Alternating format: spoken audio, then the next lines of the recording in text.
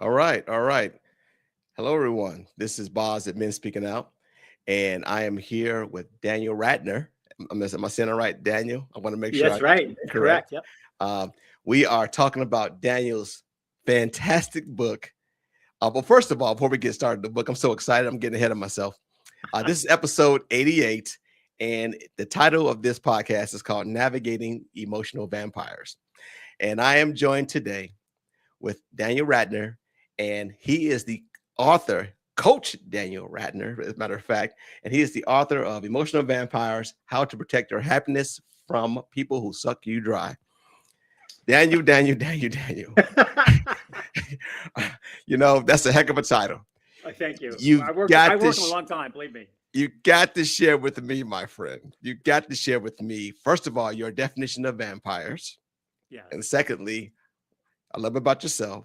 And thirdly, why you wrote the book. So 1, 2, 3. Oh gosh, that's a lot of questions. So to remind me, the reason why I wrote the book is because my wife wakes up. We in where I live, we host a lot of people for meals, a lot of students, and we had a young lady, wasn't so young, 40, but divorced, and my wife had been helping her through emotional issues, and this is going on for years and years and years. And she had a little tiff with her, a little problem with her, and my wife wakes up one morning and says, "You know what? I think this woman is a narcissist." And we never experienced narcissism in our life. Not like my wife, nothing we've even heard of before. Mhm. And she wakes up one morning and says, "You know what? I want to find the keepers in my life." And the word keeper is an acronym. It stands for you get rid of two E's, envy and ego, and you're left with kind, peaceful, empathetic, and respectful. And these are the kind of people who want in your life. And when she woke up and said that to me, I go, "Ilana, this sounds like the title of another book." And it ended up morphing into the book Emotional Vampires. And so what I did, I took 12 different categories of people that I think can drain me personally, and maybe you have energy in our life. Obviously, one being the narcissist, and that probably being the most dangerous.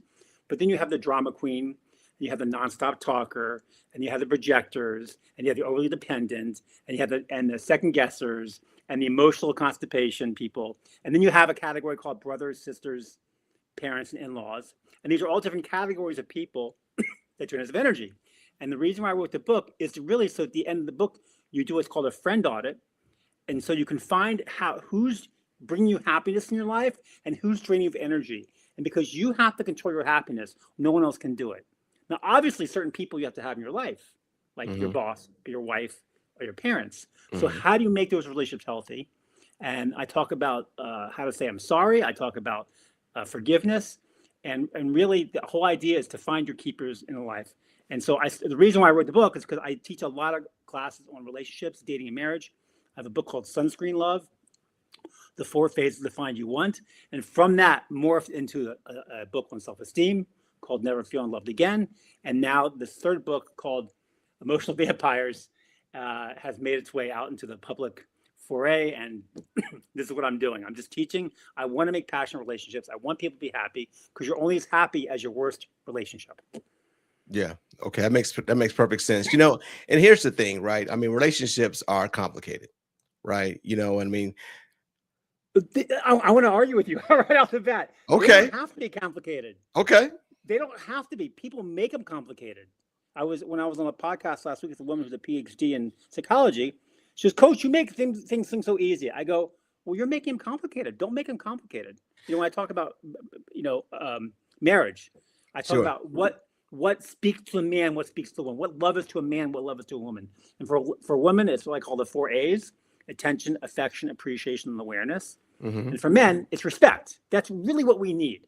Now, as a man, you know this. It's more important for you to come in, for your wife to stop what she's doing and recognize you walking into her house, and stopping what she's doing to recognize you more than anything else. And I told this podcast, I go, men are very easy. We're not complicated. We need three things: we need food, we need sex, and we need respect. There Everything you else is go. a bonus. And everything else is a bonus. Everything else is a bonus, huh? Okay, so let me Yeah. make sure let me step a step back real quick, because I want to make Right. sure that when I say the word complicated, right, I think that we have been culturally conditioned to believe that, right, when it says, it's complicated, or we don't know where we're going, or what is it, right? And of course, it's like you're hitting that nail but you're trying to hit you're using a hammer, you're using a screwdriver, right? Yeah. To nail it to the wall, and you're just not getting in there with it because you got the wrong tools. You know why? I have Talk your to me. answer. Yes. Ready for this? You said this is about being real. This Yeah, podcast. absolutely. Most young people getting married spend more time learning how to get a driver's license than learning what it means to be in a passionate relationship. I'm going to make the assumption that most of your listeners who are married or not married, divorced, married, whatever, probably didn't take classes on dating and marriage, probably didn't understand what drives the other person, probably didn't have a discussion of 98% of the things you need to talk about. I mean, of the important topics. Because the day you get married, the day you get engaged, what's the first thing you do? You call your parents and they say, congratulations. Then for the next 6 months, you plan the wedding. The day you get married is the day the hard work starts. And the wedding's meaningless. It's absolutely meaningless. The day you get married is the day the hard work starts. And you better have conversations about important topics before you even get married. And one of them is like, what speaks to you? What drives you? And for a woman, it's unlikely you're walking down to get married and she's with her list. Okay, I need you to buy me a BMW, rub my back every day, make me coffee, tell me you love me. She's not giving this list. Yeah. So I know it speaks to her. And then what happens is when as a man, you're not showing the proper attention or affection, she stops showing respect. Next thing, she's draining of energy because she's nagging on you or criticizing you or oh, she's a vampire. Well, she's only a vampire because you didn't know how to interact with her. Right. So how do we like prevent that? Right. I mean, because I've been married a couple of times. Right. So at the end of the day, how many times? Enough. Okay. First of all, I can help you out a great deal. Seriously, I'm not kidding you. I can make this doesn't happen again to you. Like I said, you probably never took a class on dating and marriage. It's my guess, right? Yes. I mean, you're right. I think you know what you're doing. And let me explain something to you. Been to therapy, though. Huh? Has it been to therapy? Yeah. I'm sure you're not. Everyone thinks they know what they're doing. Right. You're 22 years old. You met a nice, I'm sure she was gorgeous, right? And you met a beautiful looking woman and you confused infatuation with love. And the reason is you think you have the knowledge of what it means to, not you, but I'm saying men in general. I'm not beating up on you, including myself. We think we have the knowledge, but there's a difference between knowledge and wisdom. Wisdom is having actual action items and things that you do in a relationship, understanding what drives them. And knowledge is good, but if you don't have the wisdom, it doesn't do any good. And I teach the wisdom. Knowledge is knowing that a tomato is a fruit. Wisdom is knowing not to put it in a fruitcake. Gotcha. And if you don't go into a relationship with the proper wisdom, you're the fruitcake.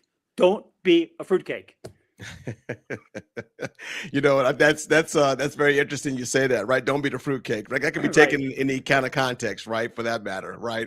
But I think that some of the items in your book, right, as far as like understanding emotional vampires, right? Who and what is an emotional vampire? Emotional vampire is someone that drains you of energy, and you don't always realize it until actually they leave the room. You might see them on a text, and you're like, I have to answer them. They might be your mom or your dad. They might be your brother or your sister. They might be your boss. A lot of them can be friends, and the reason why I talk a lot about friendship in this book is because most of your friends are friends of a circumstance or an event. You went to school with them. They live in your neighborhood. Your parents were friends. And you didn't really pick them. They just became because of circumstance. And as you get older, as you know, you have less and less friends. It's not because you're less friendly. Smaller. Absolutely. It's because you're becoming more attuned to who drains your energy and who brings you happiness. And I think that there's a chapter in the book on doing a friend audit. Do I have to have this person in my life? And if you do, I have a chapter on how to make that relationship healthy. And like for a family, the most important thing is really redefine, because obviously, most people have an emotional vampire in their life that usually happens to be a family member. And the reason why that relationship is different. Like, for example, if you don't get along with your dad or your mom, if your mom wasn't your mom, you might be best friends with her because she's your mom. It's a volatile relationship. And sometimes you have to redefine the word healthy because what you think is healthy might not be healthy for you. So you have to redefine that relationship, say, how can I keep a relationship with my relative where it's not draining of energy? And I get into that, some ideas in the book. Okay, because you sit and think about that. You said, what's healthy, right? I mean, people can look at YouTube videos and they can look at Instagram short clips and they can look at all this other stuff and get all this advice for people who are not in relationships, mind you, right? And they take that information and they go with it. I'm like, dude, how can you talk to me about marriage or a relationship when you've been single for the past 10 years? So what gives you the, shall I say, the authorization, Credibility. that word too, to be able to share what you don't even know, or It's you funny. don't know part of it? It's funny you mention that because a lot of these marriage therapists have been married to a lot of these PhDs on these podcasts I'm on. They've been married 2, 3. They've been married a lot of times, and I'm not criticizing. I'm saying they didn't know. And thank God I got married. I got married at 36. I dated a lot. I learned a lot about dating. Mm-hmm. And the love I have for my wife now, after 24 years of marriage, is not compared to the love I had for on my wedding day. I had no idea what love was, and now I talk about in my book Sunscreen Love, defining the word love, under the definition and the feeling of love, and the word marriage, and defining terms. So the reason why I put emotional vampires in 12 categories are different people in your life, and many of them cross categories. Like many people are not just one category, right? Right. We're part. Sometimes in fact, there's a chapter called "Are You an Emotional Vampire?" Right? Because if you have none in your life, you're probably an emotional. Yeah, vampire. I read that in the book. Yeah, It's funny. we're gonna get to that It's actually too. a pretty funny book. Yeah, it really is. As a matter of fact, Daniel, before we go further, we have a question from Kari Williams, and they state, what's your take on treating dating like a business decision? It should be, in my opinion, a wife has the most influence by far. So that's the question. My question, I'll repeat it. Okay. What's your take on treating dating like a business decision? Yes, this is my view on dating, and this is a topic that I discuss greatly. I'm first going to say what happens in the general world is that a young lady, she's 22 years old, and she's cute, and some guy asks her out. And if you ask her, why are you dating? She's going to say, oh, guys like me, and they ask me out, and take me to the movies. Are you dating because you want to get married, or because you just want to have a guy take you to the movies, or you want to have sex? And she's like, oh, we'll see what happens. And what happens is they get into a physical relationship. It becomes very comfortable and very easy. They're married 2, 3, 4 years, and they say, oh, you want kids? I want kids. They get married and wonder why 5 or 10 years later, they're in a horrible relationship. Because when they're dating, they didn't clarify it. And let me tell you why. This is the key here. If you're dating, you're dating because you want to have sex, right? Correct. The bar for the person that you're going to go out with is down here, right? As long as you're attracted to them. It's low bar. That's it. Yeah. But the key is you're going to know in your mind, I wasn't dating this person for marriage. Because just because you like splitting a bottle of Cabernet doesn't mean you should be splitting your DNA. Now, if you're dating for marriage, you have a different set of characteristics that you need. And you go out with someone 3, 4 times and they don't meet those characteristics, you don't go out with them again. Correct. That is a business decision.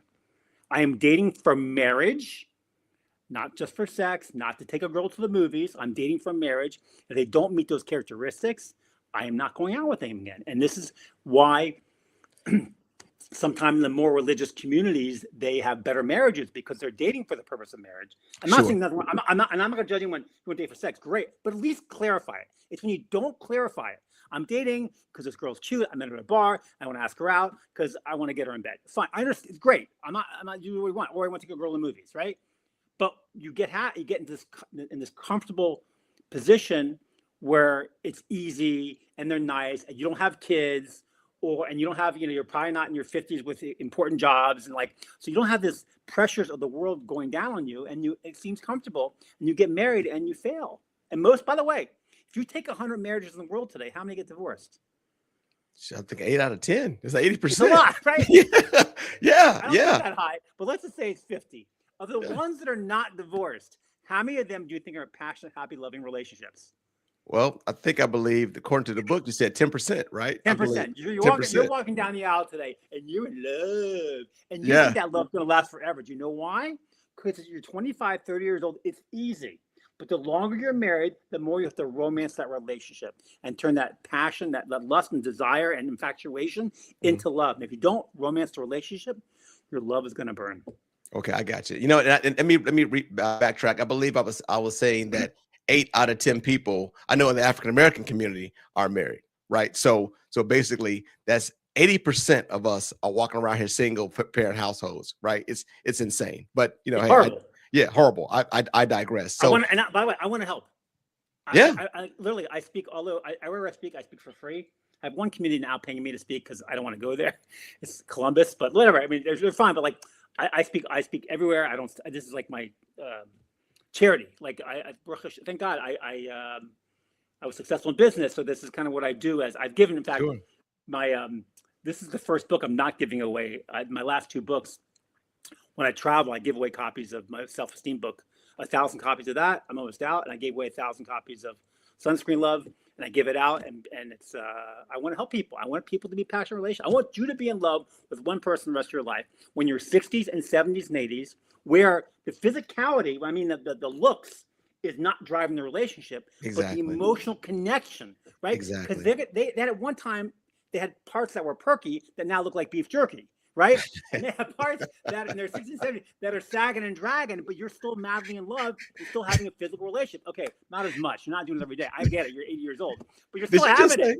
Did you just say sagging and dragging? Yeah, I did. I like that. I might use that in the podcast down the road. Right. You know, that might be a part 2 to this down the road. That's my next book coming out. You know, my wife said to me, she was editing my last book. She goes, "You're like Dr. Seuss for adults." Yeah, green eggs and ham, huh? Yeah. So here's the question I got for you. You says it's a business, right? We're not talking about Chiari's her comment. Yeah, but let me get back to your question. If she has to clarify, and I want to beat her up. I want to beat her up. Like, if you're dating because you want to have sex with a guy, or a guy because you have low self-esteem and you got to take you to movies, just don't make the mistake and marry him, right? Just because it's comfortable. Like I said before, I don't know if you got this one. It's a great line. Just because you like splitting a bottle of Cabernet doesn't mean you should splitting DNA. Yes. And that is actually line. I love that line. In today's society, you hear a lot, I'm dating with intention. I'm dating with intention. What the hell does that mean? I'm dating with intention. I mean, intention just because I want a guy to it makes me feel good. Because listen, women love being validated, and when a guy shows them attention and takes them to it, they feel valued and it feels good for them. And I hate to say, women make a lot of mistakes because they marry the wrong guys, and guys have to learn what drives a woman, that we have to show them. I'm not getting to my whole class.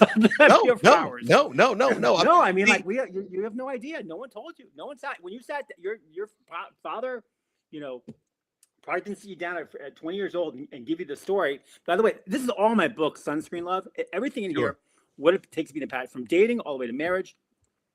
I talk about if you want to catch the right bait, you need to put the right fish. Sure. And this is a big issue, by the way. You know, and I don't. Women, first of all, I love women, right? I love my wife. I love what we never. Just so you know, I don't know how you. I'm 60 years old. You never stop loving women. Hey, I love them too. You know, it's all good. This is like, even when they talk about dirty old men. You know, they what happens is we think these things. Like when we see nice women walking by, but when you're 85 years old, you lose your filter and you start saying, "Hey, nice butt." Like, you know, you can't. Like, I think it, but I don't say it, right? Yeah. But you know what though? It's in our minds at 20 years old. No, you know. No, it's in our mind. 14 years old in our mind, right? Yeah. The problem is women have to realize that when they show certain, and men are the same way. I was my late 20s. And I lifted a lot of weights. I was single, and I had pretty big guns at the time. I go to these singles events and I wear a tight black T-shirt and jeans. And I'm far from a heartthrob, but I had girls around me. And the reason why, they liked my muscles. And I found myself on this hamster wheel dating girls that weren't good for me. Yeah. Because they wanted me for my muscles, not for the real me. And I finally figured out that if I hide the parts of me that attract the wrong person, like wearing button-down, long sleeve shirts and khakis, that's when I met my wife. Mm-hmm. Right. And I was trying to, when the chapter's called, if you want to catch the right fish, you need to put the right bait. I wanted to catch seared salmon and seared halibut, and I was catching fish sticks. Right. And women have to understand that when they show body parts, which we love, no offense, and my next book's all about cleavage, we love it. It's a multi-billion-dollar industry, right? From push-up bras to fake to implants. Yeah, we love it, and guess what? The men around them are going to be the ones that like those cleavage. And by the way, cleavage does nothing for us. It doesn't rub our back. Well, it doesn't really rub our back. It doesn't say "I love you." It doesn't bring us coffee. It doesn't do anything for us. And we looked at we completely lose our mind over it, like there's a free taco stand down there. Right. Well, you know what? That's I love your analogies, by the way. You know, so it doesn't do anything for us. I think also too, this kind of pivot and tilt into the perpetual victim, right? Oh, okay. So this is one of the categories of emotional vampires, and Yeah. these are people who blame everything on everybody else. These are people who go through life and they always blame, if for example, they've been married a number of times, they always blame their spouse. It's never their fault. It's always their boss's fault for them getting fired. They Mm-hmm. never take responsibility for their own life, Mm-hmm. and they will certainly drain you of energy in your life they just don't take responsibility. We are responsible for everything in our life. We make mistakes, and I tell my kids this, that when they get a job and the boss likes them, right, or the teacher likes them, they're going to bend over backwards to try to keep them in their job or their school. But when they don't like you as a person, and you do one little thing, they're going to fire you. Like, oh, I fired me for this. Well, because they didn't like you. You know, it's all. But we don't want to start blaming it. We want to take responsibility for everything. We have to responsibility for our own happiness, which means understanding who's playing the victim card their whole life and not taking responsibility. And maybe that's a person that we should not, spend a lot of time with in our life. Yeah, yeah. And that's. But one of my favorite categories of emotional vampires is the socially awkward. Yes, I read that too. I read that. Yeah, the socially awkward. I read that. We sometimes have people at our house who, like, the first words out of their mouth or their favorite top 10 Dungeons and Dragons games. And I'm like, okay, this is kind of weird. Like, come on, like, and they don't understand nuances of jokes, and they say improper things sometimes. Correct. And people, and you find many men who have never been married in their 40s, 50s, and 60s, who are socially awkward because they never learned how to be in a social situation. That doesn't mean you might have, and by the way, I talk about Asperger's because men are diagnosed with it 4 times as much as women. And I've noticed it myself, a lot of men with Asperger's. And I know men with Asperger's who got help, who got therapy, and they're fine, and they're not my favorite people, but they're not weirdos. Sure. Sure. And you can ask any of your women friends, when they go out, a lot of men, man, half of the guys are weirdos. Yes. Yes. No, I totally get it. And you're absolutely right. And I hear that a lot, but from a male's perspective, though, it's coming back to that, right? That pivot and tilt into narcissism. Okay. Well, right. Before we pivot, I want to say one thing, because Yeah. a woman said to me in my class on Wednesday, she goes, "Can't women be socially awkward?" I go, "They are," but I go, "They're just not as weird." I don't know what it is about women that are socially awkward. We are able to. I don't know if they're just not as. I don't know. I don't find them to be as maybe because they're women. I love women, maybe, but I don't find them to be as dangerous. Now, you wanted to ask me about narcissism. Yes. Narcissism is the most dangerous of them all, and the reason. Oh my goodness! Yeah, I mean, I've been called a narcissist before, as well, and I'm just like, did you just pull that word out of your ass and decide to? Well, you might have tendencies, and I'm not being honest. We all do sometimes through life. I did in my 20s. There's a difference between having narcissist tendencies versus full NPD, which is narcissist personality disorder. It's a big difference. And the problem with narcissism is that most people who are narcissists. When I talked early in the class in this podcast about the keepers, I mentioned 4 words you want to find in your life: kind, peaceful, empathetic, and respectful. Correct. Empathetic people are like shark bait to a shark for a narcissist.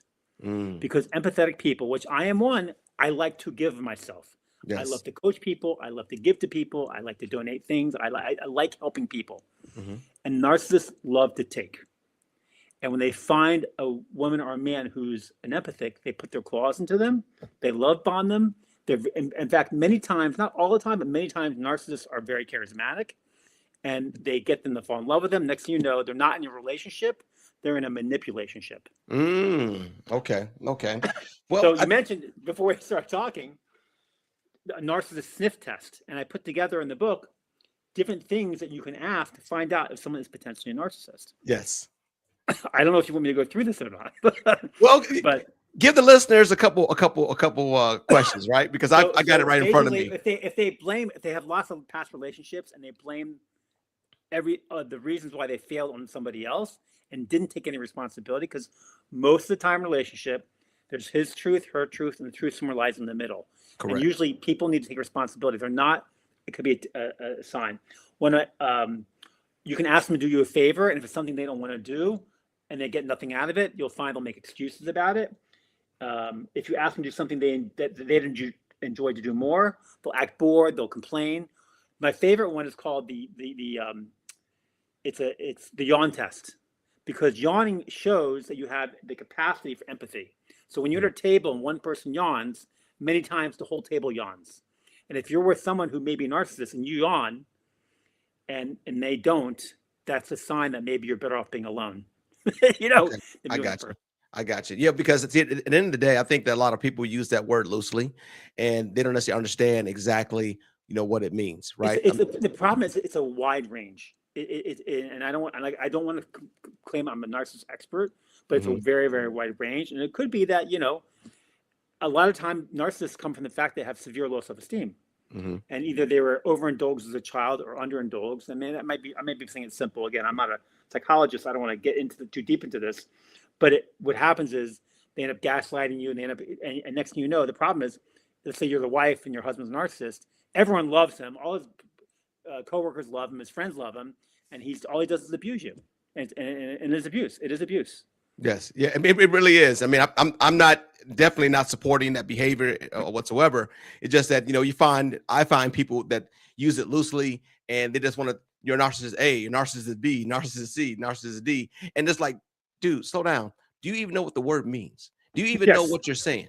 Do you even know how it relates to whatever it is? And it just blows my mind how it's just being put out there in the universe, and folks just don't understand exactly the true definition behind using that. And when you're pointing the finger at somebody else, like you said earlier, not accepting accountability for yourself. Yeah, I've been married a couple of times. I'll admit that, right?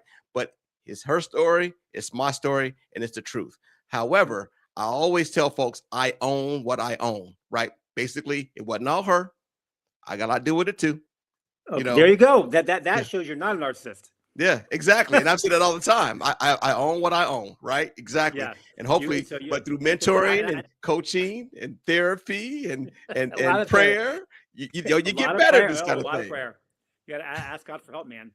God will help you. I mean, He will help you, but you have to speak it out. One of my other favorite categories is called emotional constipation. Oh, I got the next one I was going to hit. It's right there. It's right there. The inability to express feelings. I got it right in front of me. Yes. So what that is someone who has a hard time. Now, you might marry someone with emotional constipation, and usually someone who has Asperger's has emotional constipation. It's the inability to open up and share your feelings and let someone share their feelings with you. And you can marry them, and you can have an okay marriage. It's not going to be great, because I always talk about that. I have one of my future books coming out is called Kosher Climax. It's about how to make the bedroom a hot place, right? And it doesn't start in the bedroom. It starts in places like the kitchen. It starts in how you speak to them and how you understand that. It's all about emotional connection. And I always say the kitchen isn't just a place for mixing; it's a place where you're itching for the missionary position, right? I'm recording this, right? This is gonna be played back. I love okay. it. I love it. I love it. I can appreciate your transparency. Please continue. Yeah, I told you I don't sugarcoat things. Yeah, I told you. So what happens is, or emotional constipation, is that you're married to one, and you, especially as a woman, you want to share your feelings. You want someone to talk to. You want someone to be there for you to open up to. And if your husband's not there for you, I'm telling you, that bedroom isn't going to be it's not going to be fireworks. I mean, you might be having sex, but it ain't going to be fireworks, because she wants a guy that opens up to her. And I remember in my early 20s, I couldn't get a second date. And I said to my best friend, how come I can't get a second date? He said, stop talking and just listen. There you go. What are you talking about? He goes, women want guys that listen to them. That's what they're looking for. And no offense, I'm sure you're the same way. We stink at it. We are so bad at listening. We come home, we want to grab a beer, sit on the couch, and watch ESPN highlights from the NFL, right? Yeah. But our wives, our girlfriends, need to talk to us. They've been away from us all day. They need to connect to us on an emotional level. Yeah, and that's why in my book.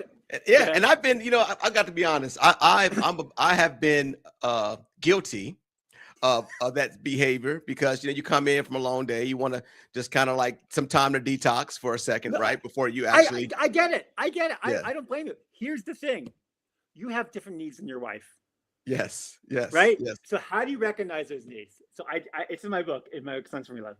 It's called The 3 Questions You Must Ask When You Get Home. My 3 needs: feed me, screw me, and be quiet. I told you, sex, respect, food, sex, respect. That's what I said. There you But go. they need in order for that, sex to be good and for that relationship to be good, you have to have an emotional connection. In my again, I told you in the beginning, we always referred back to my sunscreen love book that PIES stands for physical. It's an acronym. These are the four parts to relationship: physical, intellectual, emotional, and spiritual. And the most Mm, important part that we need to make to our wives is an emotional connection. yes. And that's why when you come home from work, and I know you might rather take a run or take a swim or watch highlights on ESPN, but your wife or girlfriend needs to connect to you. So you have to ask her three questions. Number one, what did you do today? And if you know something she actually did, connect with her. Oh, how was going to the mall? How was the spa? How was lunch with your friend? Mm, Right? And question number two is, what are you thinking about or what's in your mind? And question number three, how do you feel? And those three touch on physical, what you do today. What are you thinking about is intellectual, and how do you feel is emotional. And you have to sit there and listen for at least, I jokingly say this, 15 seconds. No, I'm kidding. And some men rather go out and mow the lawn. Some men rather have a colonoscopy than do this. right. But Right. you can train yourself. I'm telling you, you can train yourself to do this. And once you start training yourself to do this, even just on an occasional basis, your wife will start to open up to you because she knows that you're coming home and connecting to her. She just needs a little bit of your time. She doesn't need hours of your time. On the other hand, I've told women that understand that we only have so much bandwidth. Like Yeah. when your wife asks you, "Oh, how's going to the mall?" "Oh, I bought a shirt." And you ask her, "How's going to the mall?" Next thing you know, 20 minutes later, she's still talking about it, right? Like, come on. Yeah. Yeah. I've And experienced that that's the difference in before. us, right? And they Yes. need some of that. You listen to some of that, and they have to Right. understand we can't listen so long either. Right. Right. It's a Right. give and take on both sides. Exactly, exactly. Once again, ladies and gentlemen, this is episode 88, and I'm talking to Coach Daniel Ratner, and he is the author of the book Emotional Vampires: How to Protect Your Happiness from People Who Suck You Dry. And uh, Daniel, I got a question. All right, the question There is you go. around intimacy. Sure. Right. Okay. So basically, what you just explained, right, as far as the kitchen, the cooking, the cutting, the sous chefing, and whatever, as far as the But the connection kitchen's and the best place, listening. by the way. It's the best place because you're there, maybe 3 meals a day, and there's Yes. so much to do. There's prepping, there's buying, there's cooking, and there's cleaning. And if your wife sees you take a pot that she cleaned to make cookies in, and Mhm. you say, "Are you done with this?" and you go and clean it and dry it and put it away, she's going to have sex with you. I'm telling you. I mean, it doesn't take much. Yeah, yeah. I'll give you an example here in a minute. That kind of happened to me before my last marriage. It's a true story. It was the New Year's Eve 2008. Long time, long Yeah, time ago, long time yeah. ago. And my ex-wife was having a New Year's Eve party at her home. Wait, were you married then or not? I was not married then. I was single. Okay, Yeah, okay. but so we were dating at that time, right? We weren't even thinking about marriage, whatever. So she had a New Year's Eve party, and I came from my buddy, and that was abbreviated. I mean, I came in super drunk, and it was a long time ago, and she was with her family and her church members at the house, and I was kind of like, that was inappropriate, trying to kiss on her in front of her kids. That was Oh. wrong. I was totally wrong. Yeah, yeah, yeah, yeah. Awkward. But not necessarily trying to do anything. I wasn't groping her or nothing. I was just trying to Right, do her affection. right, And right. then she was like, she was like, you gotta leave because you can't be doing this in front of my church folks, right? You can't be. So what I did was I politely got up, and she had like a New Year's breakfast. I went to the kitchen and washed every dish, every pot and pan. But it was a house, it was a sink full of stuff. I said, let me get up. And I did all that. And she said, you know what? By you washing them dishes that night, that saved you. Because I was gonna call you the next day She's and break right. up with you. Yeah, She said, but you yeah. got up and you cleaned the entire kitchen and didn't even ask. Swept the floor. Everybody's in there socializing. I cleaned the kitchen to spotless. And she was like, that saved our relationship. You do know that, don't you? So I get it, right? That's a prime example of that, right? However, so I get that, something so small, but here's the kicker, right? Here's the kicker in your book that really stood out for me: family. The emotional vampires and family, whether it's Yes. children, whether it's cousins or relatives or parents or siblings, just sucking you dry, whether it's for money or time or advice or whatever, right? That's really detrimental for me as I read your book. And are they really concerned about your well-being? Oh, your family, are they concerned about Yeah, your your well-being? family, right? Exactly, because everybody's pulling on you in all these directions, right? Yeah, and they're like, again, these issues wouldn't be the same. Like for example, I had some issues with my brother. I love my brother; he's great, but I can't spend too much time with him because he drains me of energy. And if he wasn't my brother, I probably wouldn't be friends with him. He's my brother, and so I have to manage that relationship. I've learned how to manage it, where I can at least make it it's healthy. Again, I'm not going to take a vacation with him, and if he asked me to take a vacation, I'd say no. And some people don't do that when their relatives say, hey, let's go on vacation together, let's spend a holiday together, and they say yes, they feel guilty, and it just kills them, it drains them.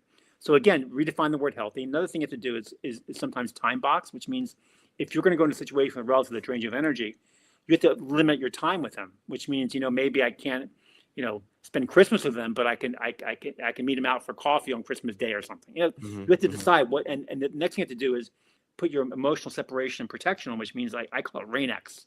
Rain-X is something you put in your windshield that keeps the Yeah, rain off, yeah, yeah, right? yeah, Yeah. So I used to use it all the time, and it's great. And you have to have your emotional Rain-X on because you should go into a situation where you cannot let someone control your emotions, right? You can't make someone. You should have this thought in your head: I am not going to let this person ruin my day. And again, once you've been with them and they start to drain you of energy, you have to have the wherewithal and the strength to say, okay, I have to go now. I've had enough, yeah. and But leave. that requires emotional intelligence, though, right? I It mean, you got to does, be and able that's to what I'm have teaching some. you. And that's what I'm teaching you. I'm teaching Yeah, you that you have to control you have to control your happiness. And if there are, unfortunately, we all have relatives that are like that. Like my mom, it was very tough. I'd leave the house, and when I see her, I had to limit it to certain times. And thank God, my mom's great. I love my mom. She's not alive anymore. She's great, but she could be draining. yes. Mom is I mean, mom. mom's mom. And again, Yeah, if you met my mom, you would love my mom. Do you know why? Because you're not her son. If I gotcha. met your mom, who might be draining you, I would love your mom. You know why? Because I'm not her son. And when Right, you start to look at that relationship, you know what? If I wasn't related to them, it wouldn't be so stressful. right. It's only because they are related it's so stressful. Wow, wow. So with that being said, how do you identify, right, these emotional vampires, right? I mean, Well, they go family. you know them. You just don't maybe can admit it. When they leave your house and you're excited or you're happy, or you feel a load of bricks. Like I'm sure that you've probably had some relationships where like when you finally broke up with them, you're like, oh, thank God I'm out of the relationship. Yeah, It's yeah. like You you want to come up party, for you want air, to right? happy area. Woo! Yeah, Right? That's what right. I felt when I had girlfriends. I couldn't stand like, oh my gosh, I'm so happy I'm out of this relationship. You know that they were a vampire for you. They Yeah, drained you of energy. yeah. But I guess the question is though too. Like some folks catch on sooner than later, right? And other folks can go years and years and years and years and not even realize that the person they were That's why I with. have the book. Yeah, So you don't yeah. have to wait years and years and years. Yes, yes. And Well, so, by the way, I think just categorizing, and listen, there's probably more categories than I have.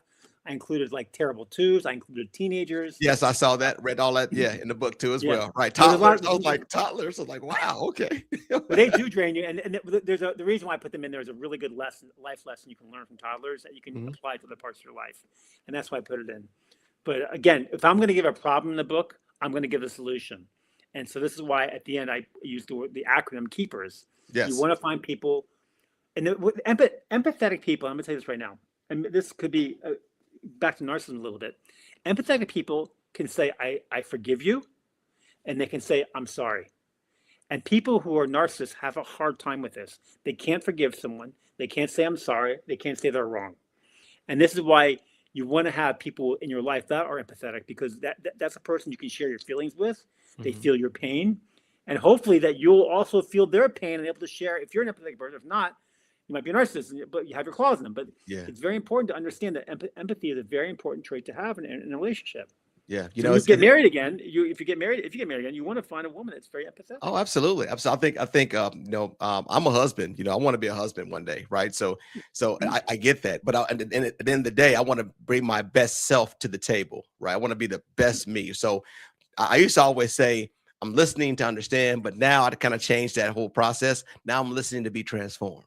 right? Yeah. So I'm listening to have empathy and put myself in that person's shoes, because just because I look at it at one vantage point and they look at another, I mean, I can never understand. It can be something simple as a flat tire, right? Oh, I know how to fix that, but they never even had the book. I mean, they never even had a flat tire, so they're probably freaking out. Something so small to me could Yes. be huge to them. For So let me take a sure. step into their space and understand exactly how they feel about this flat tire they never ever had in life. And they're stressed out, right? Is that you're And they're saying? stressed out completely. So in that situation, and if I never changed a flat tire, I would say, I'm going to change the flat tire. I've never done this before. And guess what? If I fail and I don't do it, we'll get someone else to do it. Someone's going to help us. We're going to get through this. It's going to be fine. It's under stress now. We're going to try to be as safe as possible. And that's how to explain it. That you're Yes. going to laugh and go back. I always look, like you're going to look back. Sometimes I can't believe I had a flat tire on you're in Indianapolis. I'm trying to think on the loop in Chicago, right? Yeah, the loop, yeah. But I'm from Chicago too, so I get it. I mean, Yeah. I've been in robberies before. I look back, whatever. I've dealt with a lot of things in my life before. So I look back, I'm like, oh, okay, I got through it. I'll get through this. Yeah. Well, here's the thing, right? So now let's talk a little solution now, right? Because you put a thing on there, or actually a chapter about emotional separation, Yes. right? So, so the listeners, I'd like for them to understand. By the way, I just shared your link to your book on Barnes and Noble to the folks that are actually watching the podcast. Okay. But I want to talk a little bit about that ESP, right? The emotional Right. separation, protection. Yeah. Yeah. So kind of break that down a little bit for me. So this is when I had to go, and it's from my own learning, right? When I had to go to a situation where I had to be with my brother or my mother, who both drained me of energy, I'm like, I put like this invisible shield up, right? That I'm going to protect my emotions. I'm not going to get emotional. Mhm. I will not let their craziness or whatever it was that makes me nuts or dysfunction get to me. Mhm. Because once I let them get to me, it's not healthy for me, right? My happiness is the most important thing, my emotional happiness. And sometimes when people do things to you, like someone hurts you, and it's a relative, right? Mhm. You have to have the idea that hurt people, Right. which means right. They're only doing this because they hurt themselves. They're not doing it to get. I want to get. If someone who's emotionally healthy and emotionally happy isn't going to want to hurt you, isn't going to call you names, isn't going to say mean things to you because they're emotionally healthy. Correct. And you have to think to yourself, this person is not emotionally healthy. They can be sick, whatever it is. And I'm not going to let them bother. They have issues. I feel sorry for them. I hope they get help. I'll try to get them some help if I can, but I'm not going to let them affect my happiness. Gotcha. So what about just having strength? It's really just having inner strength. Yeah, and I think that's an awesome way to be. But what about those individuals who jump in relationships, right? You go from one toxic to the next, and you're doing that just to kind of like, you're not necessarily healing, you're covering the wound, right? You're covering the Band-Aid instead of stitching it up. One of the reasons why people jump from relationship to relationship because they have low self-esteem, because they're not. And this is my book called Never Feeling Loved Again. You're gonna have a hard time having a relationship with somebody else unless you love yourself. Correct. Right, and this is why self-esteem is so important. Being happy with who you are as a person, and that means being happy alone as a person. There you go. That right? part. See, I remember when I was in my mid-30s, and I finally said to myself, okay, if I don't get married, I don't get married. I'll be a happy person. And I met my wife. I had no choice but to marry her.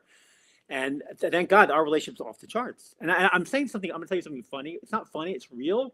Okay. But it comes across funny. If you want to have a great marriage, write a book on marriage. It clarifies everything you want in a relationship. It really does clarify. And you can ask my wife, our relationship used to be good. It became great. And now it's really off the charts.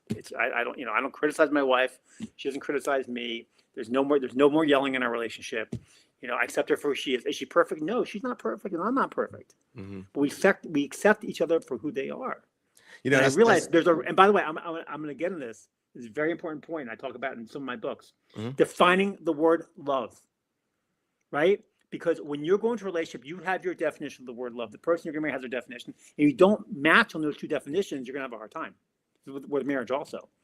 It is the emotional pleasure you feel when you focus on the virtues of another person and you continue to associate them with those virtues, which means there's a reason why you got married. Why is your relationship falling apart? Do you know what happened? You stopped focusing on those reasons. You started focusing on their negative characteristics. I got you. Right. So even now, when something happens, like, my wife doesn't have that skill in her head to do certain things, but she has different skills that I love, and it's amazing. And I'm just going to focus on that. Okay, that part she's not perfect on, but there's parts I'm not perfect on, and she doesn't focus on those either. Right.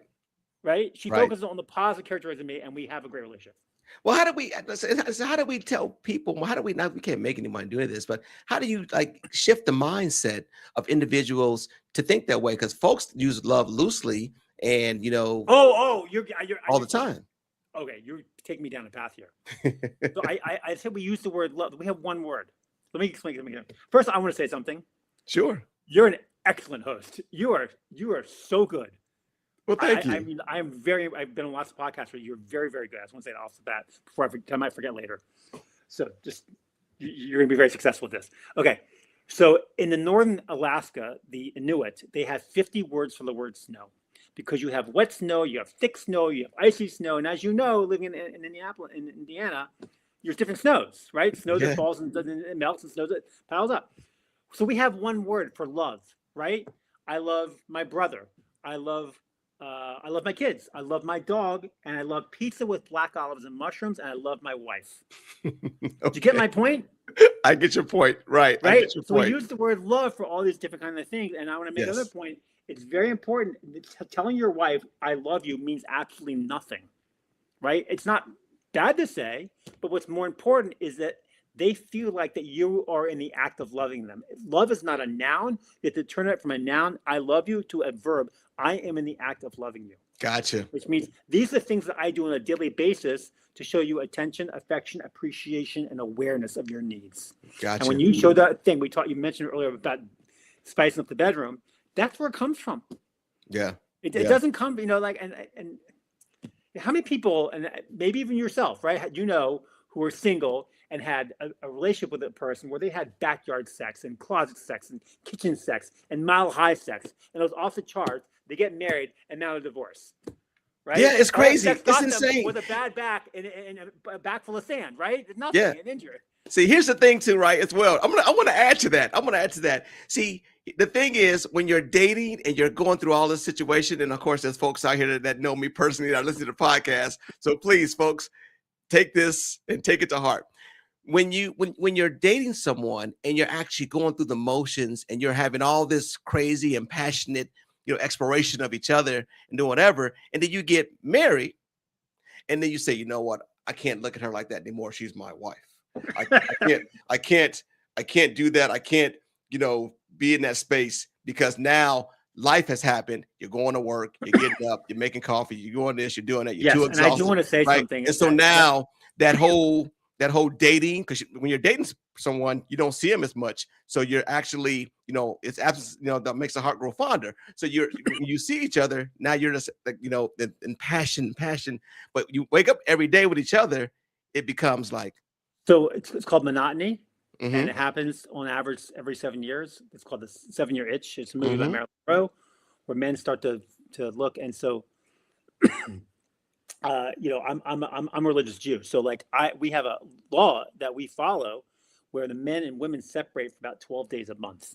When a woman goes through a period, men and women separate. They don't sleep next to each other, and they separate. And what happens that I've discovered through doing this, I wasn't religious growing up younger, is that fire and water don't mix, because you need two parts of a relationship. You need fire, you need lust, that passion, where you take two souls and merge them into one. And we need that, right? We need that passion. And then you need the water kind of relationship where it's calm and it's respective, like, ooh, don't touch me, right? And they don't mix. Either the fire puts out the water, evaporates the water, or the water puts out the fire. And so, in a lot of religious communities, they do this, they practice this where they're not together for 12 days, and they go on something called a mikveh, which is like a spiritual bath, and then they're together again. It's called a honeymoon every single month. And it's unbelievable, because during those 12 days that you're off, what happens is the physical's out the window, and it's something called sexual ambiguity. And I'm sure you're going to nod your head at this, because all the divorced men in my classes nod their head. Sexual ambiguity is not whether or not you're a man or a woman. It's whether you're off or you're on. right? Right. You come up from work, you've been married 5, 10 years, you come from work, you want to have sex, she has a headache. She comes home wants to go, and you want to go watch the NFL Monday Night Football, right? Right. Next thing you know, 1 week, 2 weeks, 3 weeks out of sex, next thing it goes into 3 months, you stop showing her attention, she stops respecting you, and that relationship falls apart. Yeah. And Yeah. so what happens, Yeah. that sexual ambiguity in this, the way we do it, it doesn't happen, because when you're off, you know you're off. I can go play poker, I can watch Monday Night Football, and when you're on, you know you're on. And it takes the ambiguity out of it. I And like during those that. 2 weeks, Yeah. the emotional takes center stage, because there's no physical. You know there's no. I'm coming for it. I know I'm not having sex tonight. I know it. Yeah. No ambiguity. And Yeah. the emotional, next thing you know, as you get closer, we call it date night, right? It's awesome. Like that emotional takes over. It's like electric, like there's electricity in the house. Right. I used to put my kids to bed early. I'd turn on the jazz music. I'd light candles. I'd put a glass of wine out with some cherries, and like that's sort of their date night. Yeah. And no, I think it's great. I'm 24 years married. I'm passionate with my wife now, so it worked. I think that philosophy is actually very, very good. I also think too as well, right? As we're talking solutions, of course, obviously you have a section in your book talking about the respect of a relationship, right? But I got a couple questions before we tackle that, right? The first question is that do you firmly believe that before a person should get married, I'd say you do counseling, or you should go see a pastor, or you should get some pre-counseling before you decide to jump the broom or get married. The question is, should those intimate type questions really come out, really keep you focused, right? Because sometimes we need a blueprint, right? I think in some form of fashion. I think you're talking about the bedroom. You're talking about bedroom stuff. Well, no. I'm just talking about just premarital counseling before you even get married. I think you're nuts if you don't. I think you have to find someone that you respect and that that speaks to you. And I hate to say, I remember before my wife and I got married, we went to some counseling, some rabbi. It was not very good. And this is why I wrote the book. By the way, what you're talking about is the reason why I wrote the book, Sunscreen Love. The 4 phases to find the love you want, because this is the premarital and marital counseling that leads you to have a passionate relationship. And this is what I teach all day long: how to go into a relationship, how to have a coach or a priest or a rabbi or someone that coaches you through a relationship that has wisdom, right? Not just knowledge, but wisdom, and knows how to speak to you and what drives you and what drives the relationship. And I think it's very, very important. By the way, the average Fortune 500 company in America spends $150 million a month on consultants. And the reason why, because they make money because of it. When do people who are married get consultants? When they have Things problems. are falling by problems. When they have problems. Don't wait till you have problems. Yeah, that's a very good philosophy. It's interesting you said that, because let's go get therapy. We're having problems. Let's go see a counselor. We're having problems. Everything's going great. Let's go still see a therapist. Let's go still see a counselor. So let's keep this fire burning. Let's make sure that whatever we're doing, that we don't stop, because you for me, I'm for you, and we need to make this happen, right? And that's the philosophy and thought process most folks should have. However, with everything going on, social media, reality TV, these 15-second blurbs of Instagram posts and Facebook, and everybody's a freaking shall I say expert, but nobody's married. Absolutely right. So let me tell you something, and I'm going to say something that you might want to delete. No. This is talking to reveal, not conceal. I'm saying this. I'm a little embarrassed about it, but it's true. Because you talked about before you got married how like the sex is hot and you're passionate and all you're exploring each other and everything is new, and then when you get married, like that kind of falls apart. And the reason why we've been how do I say this? We've been not brainwashed to believe that because I hate to say this, but porn is killing us. Porn is killing us. Yeah, it is. Because now you're with this woman, and next thing, if she's not, skating on her head, and I hate to say that, and I'm saying something, and I'm sure many won't disagree, but really when they get deep down into it, they would agree with me. Women do not really want to swallow. Ladies, you hear that out there? You don't want to swallow. They might say, "Oh, I want to," because it's something for 8th grade they did. Oh, you did. I did. We're not having sex. We're going to swallow it. They really don't want to. They're just doing it because that's what social media and what porn has shown. Oh, we have to do this and that. They really, I really believe, this is my opinion. I could listen. You can say I'm wrong. I don't care. No. I really believe that they really don't want. I really don't believe that's something they really like doing. Yeah, I got you. So, but they do it to please the partner, They do right? it to please the partner, and they've been brainwashed to do it. There's a lot of pressure. There's a lot of pressure for it. There's a lot Mhm, of pressure from us men, right, mhm. for them to do these things. And but I believe that really when they get into a marriage, they're married now. Like, why would I want to do that? And this is Right. why you said before, why is that passion going down? And the Correct. reason why is 'cause they really don't want to do it. Yeah. They've been pressured into these things that they really don't want to do.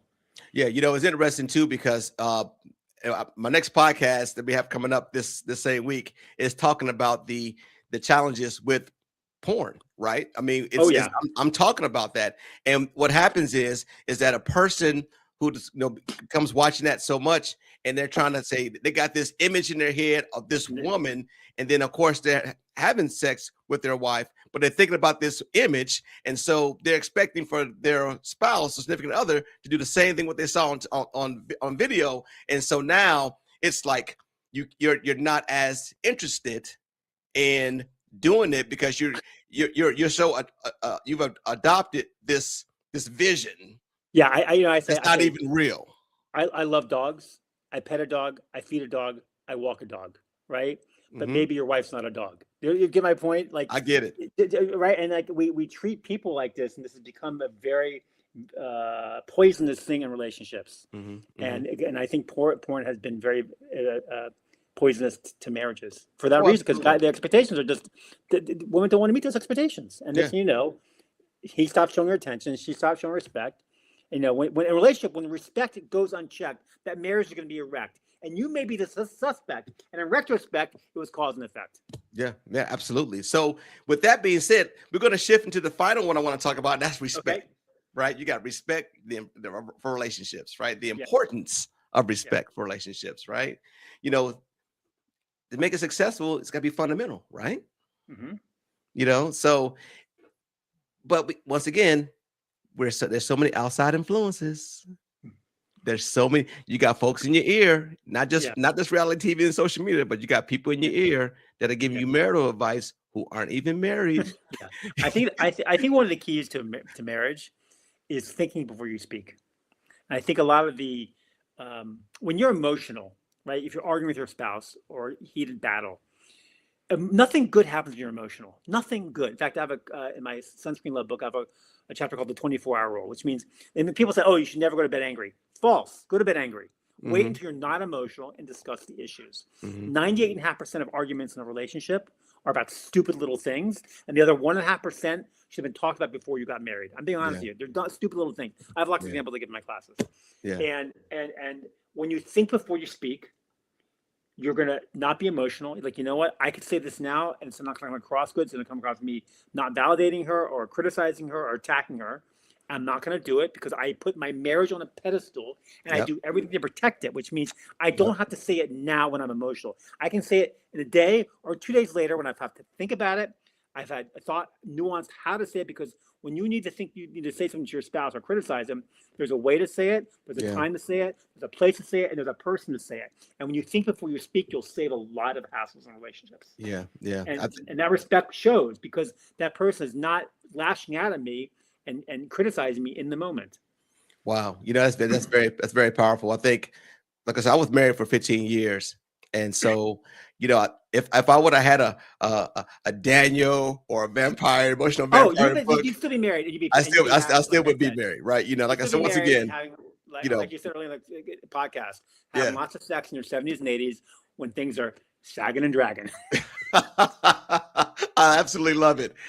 Daniel, once again, I mean, I have one more ask. Is there anything that you can cap off with to share to the listeners, my friend, that say, you know what, here's a little nugget for you to take this for 2026 and run with it, because like I said, I'm a man, I got daughters, right? I got 4 girls, so, Okay, this is for your girls. yeah, You ready for this? I'm ready. We talk about respect.